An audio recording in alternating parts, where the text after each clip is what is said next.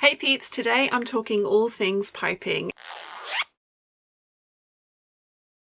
I knew that I was going to need a lot of piping and I had a meter of fabric, so I decided to use the entirety of that meter to see how much I would get out of it and to 100% make sure that I had enough for the project that I wanted to apply it to. Out of that meter of fabric, I ended up with 19 meters of piping with the cotton string in it at the 2mm diameter, and then I also ended up with 22 meters of piping with a slightly narrower string inside of it, so it's an even finer, more delicate piping. So I ended up with an awful lot, which is good because out of the 19 meters I had with the cotton string in it, I ended up using 17 of those meters. If you want to make the exact amount of piping that you will need for your particular project, you will need to go around and measure the stitching line of every piece that you wish to apply piping to. Write down all those numbers, add it up, and that's going to be how much piping you will need to make. So I'm going to measure on the largest size here just so that I am 100% covered for the amount of piping that I'm going to need, because I'd rather have a little bit too much than not enough and